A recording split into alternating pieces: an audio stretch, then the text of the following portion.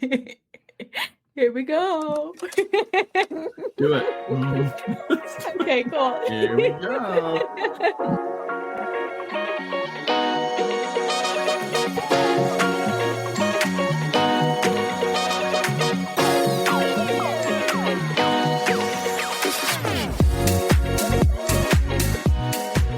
Welcome back to Coffin Talking, where we How about unravel now? the Oh my gosh. Yes, I can still hear you. Where we unravel the mysteries, embrace the peculiar, and find humor in the unconventional world of funerals and death. Thanks, Holly. So anyways, how are you doing? I'm good. I'm doing all right. I was just talking briefly because as we started this recording, I got a call. So we had to put everything on pause, and I walked over to the phone and was talking, answered the phone, and you know how the spam callers will sometimes you get that little bloop, and then you know that it's a yeah, it's like it's clicking on. Yeah, it's like, and they don't know who you are or anything like that. Well, they've changed that up just a little bit. So now they have a pause that happens, and then you can go ahead and have all of a sudden, all this background noise, like office background noise is happening, and someone starts talking to you. Well, that's what this was. And I just casually said, yeah, my mom just got hit by a bus. And they just kept talking. And they just kept talking. So I said, okay, thank you. I know you're spam. Yes, this is a robot. That's a very drastic measure to take to tell if it's a spam caller or not. Well, we are doing Coffin Talking, Holly. I guess you're right. It's fitting. So no, otherwise we've had a nice little change of temperature here. So that's been good. Oh, good. So mom's not too happy about it, but. Oh, because it's cold? Yeah. It's either hot or it's cold. So. Oh, geez. But she doesn't realize it's like 60 degrees, right? That's not very cold. Is it 60? In the mornings, it gets to about just below 45. Oh, that's nice. Yeah, it is nice. And then when she walks the dog, she says, it's really cold out there. Oh, my gosh. And I said, hold up. Who am I talking to? Because I think you're a fictitious one. Yeah. I don't know. Who said that? What's going on? I don't know what's going on here. Shorty, who said that? Where'd you come from? Oh, jeez. But that's been my day, kind of weak, and it's kind of in a nutshell, but kind of nothing major. That's a major happened? No. What about for you? I was thinking about what to share. Well, actually, this was very obvious. It happened last night. Mm-hmm. So Kate and I were playing Mario Kart. Okay. Of course, I was winning. I was in the lead. So during the race, he went and tickled me. Oh. Okay, here's the backstory. Hold on. Was he tickling your back? No. Is that the backstory? I can see how you thought that, but no. Okay, yeah. Okay. I want to go back. Wait. I want to go back. Okay, so for a couple weeks now, it's been at least 2 months actually. Whenever I turn my head to the right, I have like this horrible pain in my neck. Okay. And I haven't been able to really turn my head very far to the right. Okay. Yeah. So anyways, back to Mario Kart. We were playing Mario Kart. He tickled me, and this caused me to convulse and give myself a mild case of whiplash. Oh. And I'm not kidding. I like threw my head forward, and I heard a pop in my neck, and I thought I was dead, but I wasn't. And then when I came back, when everything stilled and he stopped tickling me because he was so concerned. He was like, oh my gosh, did I just kill you? My neck doesn't hurt anymore. Wow. It doesn't hurt at all. It's so weird. That is cool, actually. Yeah. You needed to see a chiropractor before. I guess. Yeah. And so you're your own chiropractor. Yes, I am. Okay. Good for you, with Ollie. Tickling as the catalyst. Mm-hmm. But that was so insane. And who eventually won? I still won. Oh. Yeah, no. So the tactic didn't really work. No, it didn't work at all. Okay. That's fine. But I'm actually kind of pleased about it because now I don't have neck pain. That's fabulous. That's good. I know. Yeah, so any coffiners out there that may be having neck problems for lying in a coffin too long, or maybe having a little bit of an issue here with back and forth, have someone tickle you and see if you can just seriously shoot that neck back and forth real fast. Just give yourself a little bit of whiplash, and it goes a long way. Mm-hmm. Yeah, I guess, or you could get in a car and hope for someone hits you from behind. That's true. Yeah. That's true. You choose. You Break choose. check a lot of people. One of them will snap. Pick your poison. Yeah, pick your poison. Yeah, but that was crazy. And that's been my whole week. I mean, other than work and school for Caden. Yeah, that's it. And work's going good? Work's going good. And Caden's school is going good? Caden's school's going good.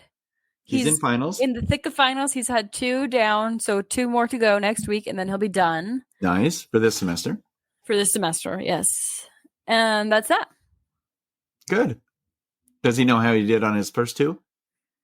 No, they'll know in mid-January. So it's a super long turnaround time. Well, it's probably because of the Christmas holiday. Yeah, probably. Yeah, that's probably what it is. But he feels really good about him, so that's good. Good. I'm glad to know. Yeah.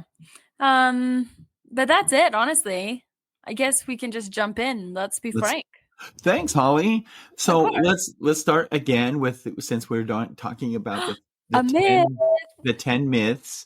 So most of you coffiners, if you've been with us from day one, will recognize that this comment definitely is a myth, and that is that all funerals are depressing. Oh yeah. And so I just want you to know that oh my gosh. No, they aren't. They don't have to be. Yeah, that's exactly right. And so truly, when we think about it, what is a funeral for?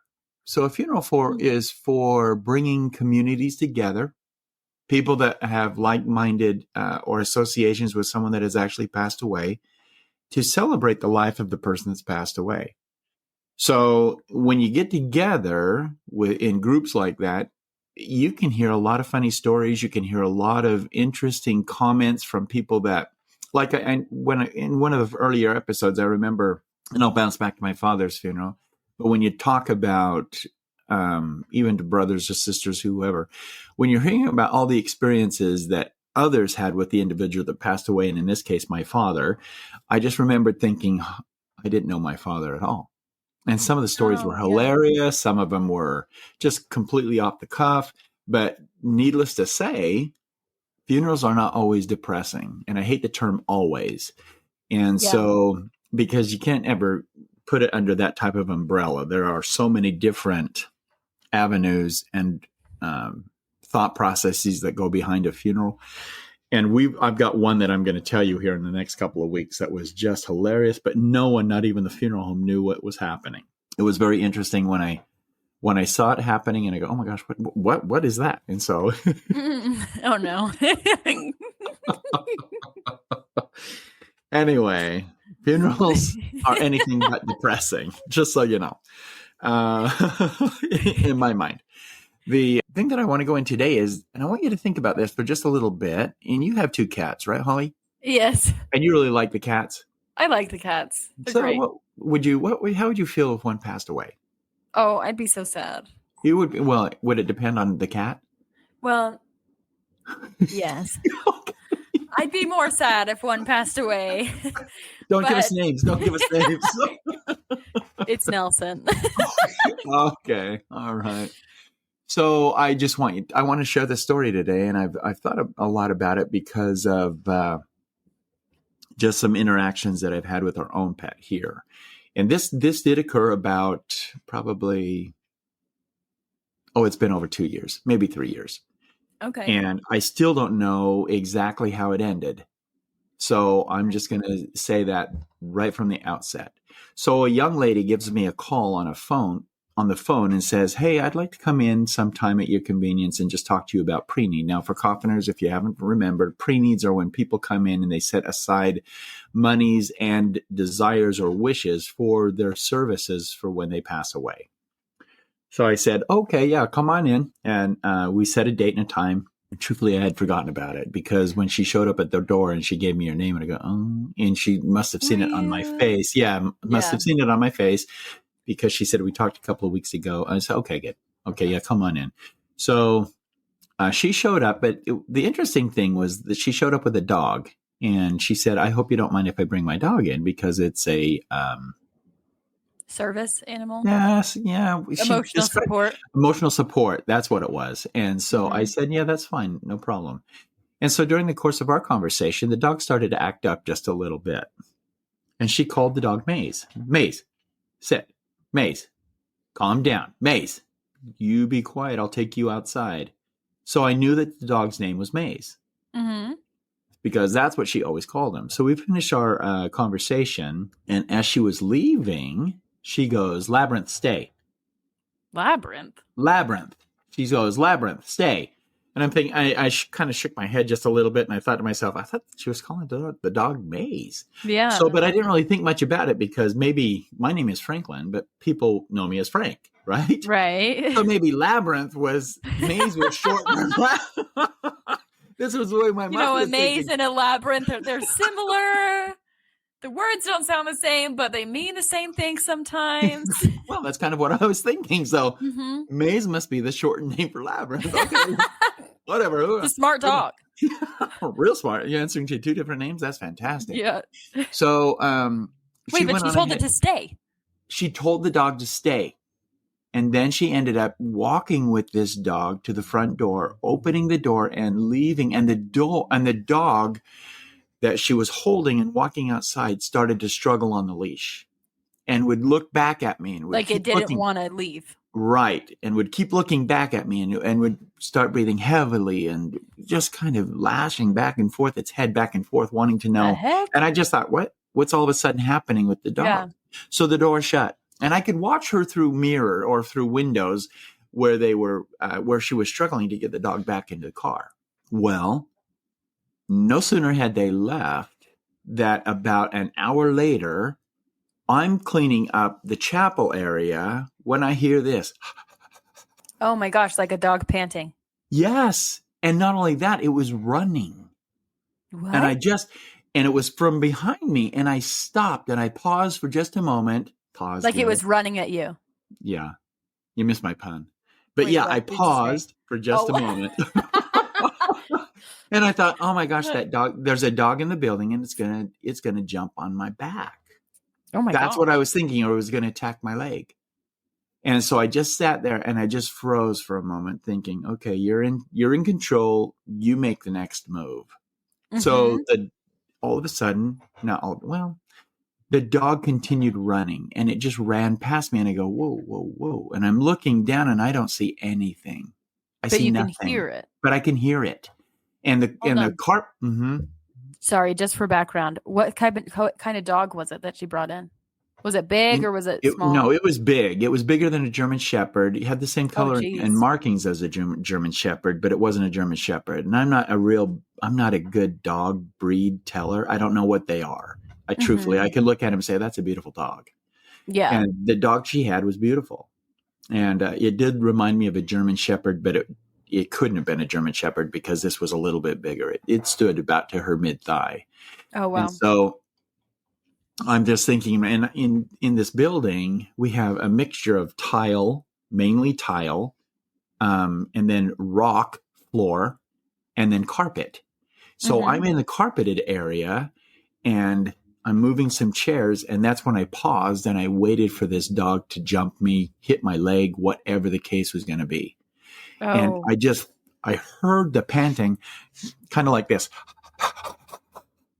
So you could hear it approach you and then pass you. Okay. That's what I was hearing. And then suddenly I heard claws on carpet, not digging, but gaining traction as it's running.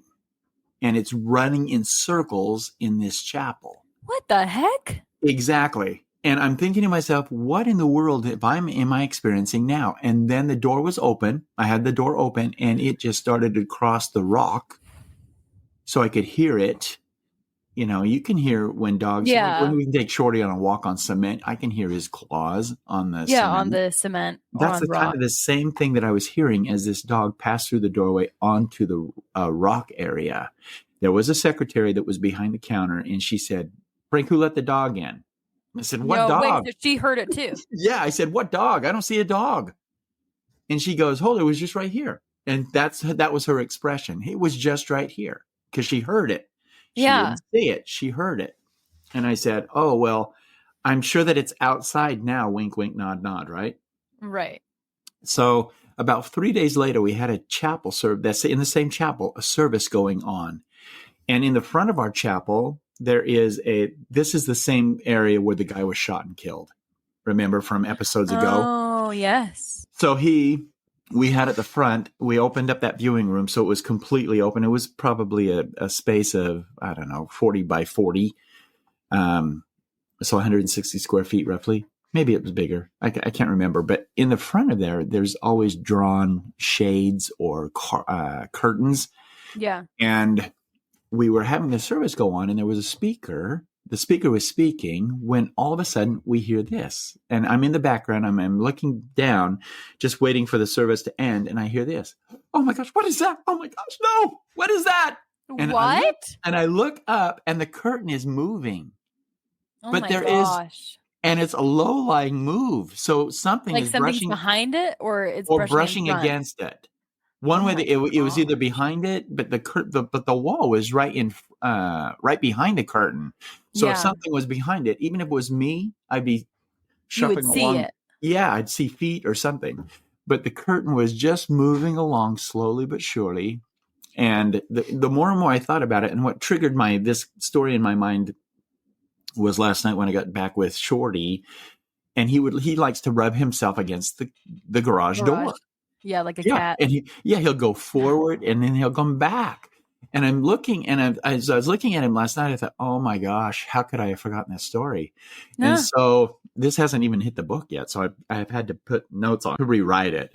But here, this gentleman that was speaking, and he's hearing all these things. He turns around and he sees this curtain. Oh my gosh. Moving along. And someone in the congregation says, oh, it's probably just the heating, because they have the floor vents. Yeah. And so they're thinking the heat's kicked on. And so the curtain's starting to ripple through. It's not really how the heating works, but okay. But there was a definite impression in the curtain moving forward, then stopped. The curtain went calm. And then the curtain started moving back the other way.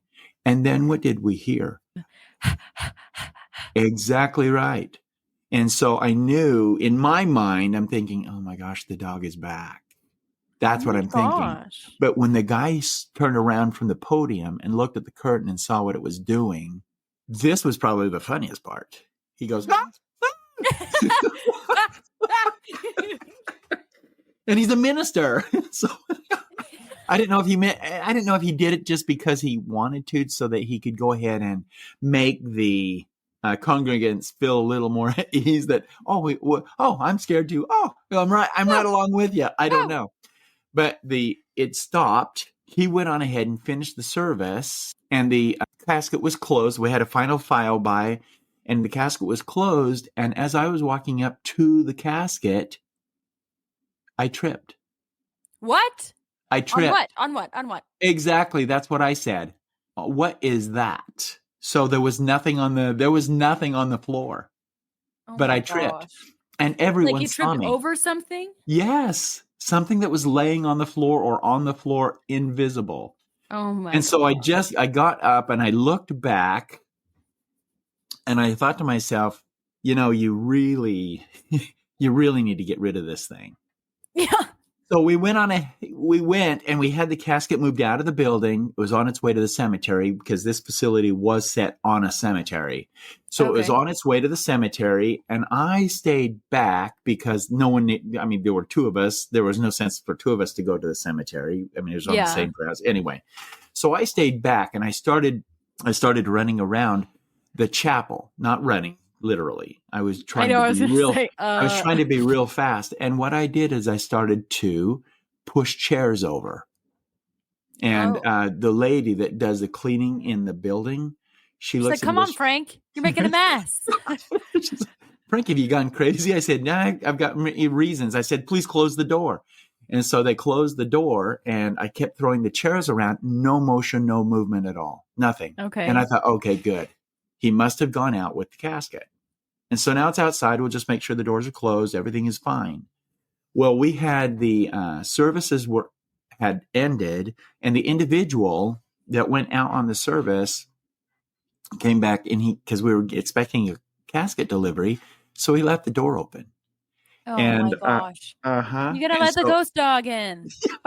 so as he left the door open, I'm thinking to myself, I'm here in my office and I'm talking, we're just kind of chatting it up in the office and kind of laughing and joking and stuff when I hear this. So it's like okay, I'm going to do that on the microphone. Sorry. So it's like, so the Oh. dog is now, in my mind, he's now got his paws up on the counter and he's looking at people, and the secretary just freaks out. She Okay, so just, everyone is hearing it. everyone is, there's 4 of us in this room at this time. And I said, okay, hold it. This started happening about 4 or 5 days ago when this girl came in. Yeah, yeah. And Remember? said This labyrinth stay. labyrinth stay.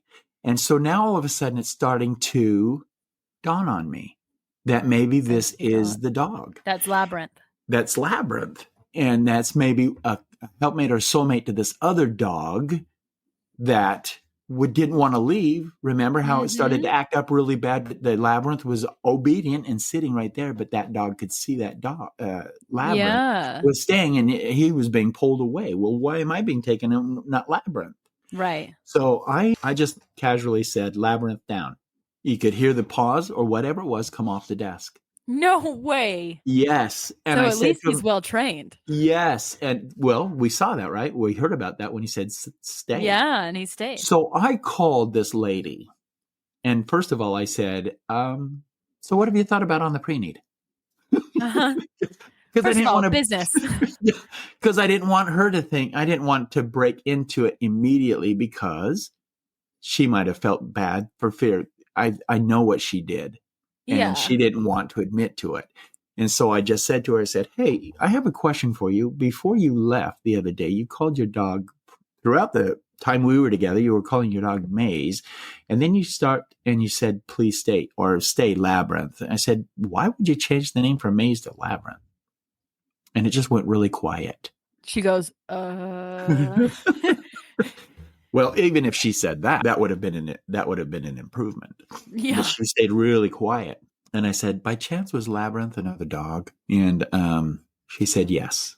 And I said, was Labyrinth bothering you when you came into the mortuary? And is that truly the reason you came by, thinking that you could leave the dog with us? And she just said, I was kind of hoping. And I said, have you had a pleasant 4 days? 5 days? Like, and we haven't. But I did mention it to her. I said, have you had a pleasant 4 or 5 days? And she said, yes. And I said, well, there's been some sort of a spirit dog that's been rattling our chains over here. Yeah. And it's been making us a little nervous. And she goes, I am so sorry. And I said, what can I do to get Labyrinth? She said, he's an obedient dog. He was hit by a car. Aww. The other dog, Maze, is having a real hard time. I just thought that because the two of them were ruffling, or she would say that they would actually physically fight. Seriously?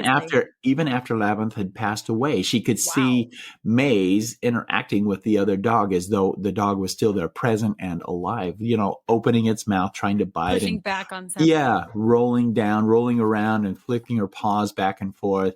And I'm thinking to myself, okay, so this obviously isn't a dog that's going to harm anybody, right? I said, would you mind just coming back and taking the dog back? And she said, well, I can't do that. And I said, okay, so what would you suggest I do? She said, I don't know what you can do. You're like, we're going to have to put the dog down. Again. We have some spirits that we're going to drink. And we have a couple of spirit trucks that are going to finish off the job. Oh, man. And so one night when I was embalming, shortly thereafter, after a conversation with her, which she was no help at all, really, but she did fess up to what she did. Yeah. And so when I was embalming one night, I just heard a scratch on the wall or a door. And I looked over and I just said, oh, Labyrinth. And I just thought to myself, Labyrinth. Yeah. And the scratching started to get more profound and more rapid. And I just said, oh, okay. And I'm looking at the door, no markings, no scuffs, no nothing on the door, but I could definitely hear it. Yeah. And so I just opened the door and I said, Labyrinth, come with me. And so I walked the dog up the stairs out to an exterior door. And I opened the door and I said, Labyrinth, go home. And so I waited for that little, because we were on the rock ground, and I waited for the little pause to pass me. And then I closed the door and I just locked it because it was late at night. Yeah. And I hope you make it home. That's the way that's the way I kind of ended that conversation with Labyrinth. But then when I went back down to finish the embalming, I just thought, well, that's kind of an interesting thing, because in my experience, I've always had experiences with humans that have passed away. Why wouldn't animals be the same? Do you know what I mean? I mean, I've had some episodes with interactions where the spirit of a deceased individual has come back and interacted with their pets. Remember that? Yeah. Uh-huh. Was that an episode or was that a story? I think it was a story, wasn't it? I can't remember. Oh, it was a story. Yes. Yeah, I think it was a story. Yeah, I think it was a story. So there are definite happenings between pets. And my question to coffiners, and even to you, Holly, is why do you think that is? Why do you think the pet would hang around? I don't know. I think maybe, especially dogs, like I feel like their purpose comes from just loving their humans and protecting them. Yeah. So maybe because there was another dog. I don't know. I remember in the story that our coffiner submitted, forgive me if I'm telling it wrong, but a son had passed away and he had a very strong connection with the dog. Right. And the dogs, yes. And then the dogs got very excited. Like he had got home, like he walked in the door. Yeah. I don't know. I'm kind of upset at Max and Tootsie. Oh, They are our two previous wiener dogs who have passed away, and not a peep from either of them. Oh my gosh. Well, Max, that's okay. But Tootsie. Yeah, Max was kind of a mean guy. But Tootsie would have been fun to have curl up in your lap. Oh, yeah, Tootsie. Exactly. Tootsie, you're back. Tootsie. I don't know. I don't know. My personal belief is that all animals go to heaven. Yeah. Immediately. Yeah. So I don't know why they would like be permitted to stay around. Yeah. Because I wouldn't think that they're sentient enough to like make that decision. Right. So I don't know. Yeah, there is a definite thought process that would occur with regards to pets. And I would be the same way, because I've never really, there are some other experiences that I've had with pets now that I think about it, but not that have passed away, only with their spouse, or not their spouses, their owners that have passed away. And so I do see that there's interaction with dogs, but the dogs or the cats have never passed away, at least that I've noticed. But this one was totally different and totally caught me off guard with regards to what was actually happening with this pet. So I think that a lot of times when we talk about pets, and I'm just going to be honest with you about something too, and that we're seeing more and more of, is that when a person passes away that has a beloved pet, a pet that's been with them forever, a lot of times families will, instead of making the decision of taking and caring for the pet themselves, will put the pet down to be with the deceased. Oh, really? Yeah. And I think that I don't know how I feel about that. I think if I was looking at it in retrospect in the other way, would we put down a person because their beloved pet had died? Which I know we wouldn't, because there are laws against that. But why aren't there laws why aren't there laws for protecting a pet? Yeah, I feel like there should be. Yeah, it's a perfectly healthy pet. Very selfish. Yeah, a perfectly healthy pet being put down to be with their owner that passed away. And shame on the veteran. Well, I shouldn't say this, but I would just think, why would the veteran or the veterinarians do that? Right. Wouldn't they eventually just say, no, this is a perfectly healthy animal? Yeah, they should. I'm not going to put it down. So anyway, that's today's story. I almost think that the ghost dog Labyrinth was tied to Maze. Yeah. Because she had to bring the other dog to a separate location so that Labyrinth would follow. And then she could tell him to stay somewhere far enough from home that he couldn't find his way back or something. Yeah, that is true. I hadn't thought of that connection. But yeah, that makes sense. And Yeah, so I don't know. That's crazy. I wonder if I feel bad for Labyrinth. I wonder if he was seen running across the street and hit again. Maybe that's his life toil, is to continually run across the street and get hit. I don't know. Oh no. Oh, Labyrinth. Oh, poor Forever Labyrinth. chasing those cars. You just never learn, do you, Labyrinth? You never learn. And I shouldn't make jokes because who knows? And that's why I say I don't know what happened with Labyrinth, and I don't know if maybe he's still around. I don't know. Maybe he's learned to be quiet. Here's a question for you. Do you think that was like more unsettling than if because we know that you've had a lot of experiences with spirits of deceased people. Is that more unsettling with it being an animal? Or was it just like, did it throw you off guard? What did you think? Truthfully, I had never thought of an animal like that. And so when I heard it, I seriously thought there was a dog in the building. Yeah, you thought you were going to be attacked. Yeah. And so I just, like I said, I just sat there and I waited. But then when it passed by me, I go, are you kidding me? And that's what I was thinking, was that in my mind, I'm thinking, I've never thought of that before. Yeah. So, yeah, I don't know if it was more unsettling as far as maybe it wasn't even concerning. It was more enlightening. Yeah. Like, oh, I guess, wow. Yeah. This is a possibility. In my mind, I was thinking, oh, wow. And so, for coffiners out there that may know mediums or something like that, when they say a dog comes through, is that something that a medium would say? That a dog is coming through and the dog is saying his name or whatever the case is? I would be interested in knowing if there's any experiences out there with spirit animals. Yeah. Coming through and, I don't know, trying to communicate with their owners or whoever they were close to. It'd be interesting to me. Anyway, that is very interesting. Yeah. It's one of my more, I don't know that I like it more, but it is definitely a story. And I'm surprised that I had actually forgotten about it. And maybe I did because it wasn't human based. Yeah. So in my mind, everything was trying to be based towards the human processes. But my continual thought now is that, be more aware of if an animal passes away, if something is happening to where you as the owner can look and say, oh my gosh, only so-and-so did that. Yeah. That's the first time I've seen that since so-and-so has passed away. So maybe it is so-and-so that has passed away that's there with you now. He's still there. Wake up, people. Wake up. You're being haunted by your deceased pets. That's right. Not that there's anything wrong with that. Not that there's anything wrong with that. Maybe it's because he was hit by a car, and so it was like so sudden. He was in the prime of his little life. I don't know. It could have been.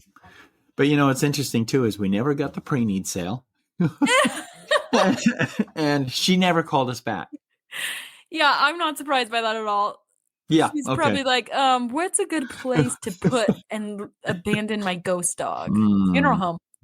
Well, funeral home, of course. Or she may have just thought an open area of the cemetery. Yeah, that's true. Maybe if what did you call it? The spirit graveyard. What did you call it? A spirit garden. Yeah, the spirit garden. You called it the spirit garden. That maybe he would find some owner that was a spiritual being there lingering around that maybe would take him under their wing. That's true. That's sweet. So that's what happened. Yeah, let's think optimistic there. That it was in fact that's what truly happened, Holly, and that's truly how she ended the conversation. She just said, "Hey." She just said, I'm not coming back for him. Yeah. Oh, geez. Yes. Oh, geez. Well, Labyrinth is now making a lot of dead people happy. That's right. That's right. Yeah. Consoling them in their times of passing. Yes. That is very true. Oh, anyway. Geez. That's so interesting. It was interesting for me. And even telling it now, I've got to build more behind it because there is more to the story now that I'm thinking about it. But yeah, it'll all be in that story now. I'll have to add that story to the book. I didn't even think about it, which is too bad. Oh, that's so interesting. Yeah. Well, yeah, that's that. That is one that I was not even kind of expecting. It feels like it was totally out of left field. I love it. I didn't think that there would be ever a spirit dog story.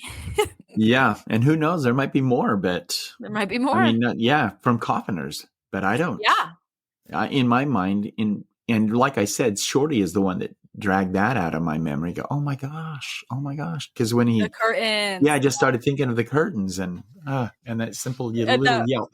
That minister. You cry all you want. You're fine. You do it. You do it. It's fine. See, I'm screaming here. That's right. You feel whatever you need to feel. That's right. Thanks for joining us again, and we'll see you next week. Thanks, Coffiners. Have a great week.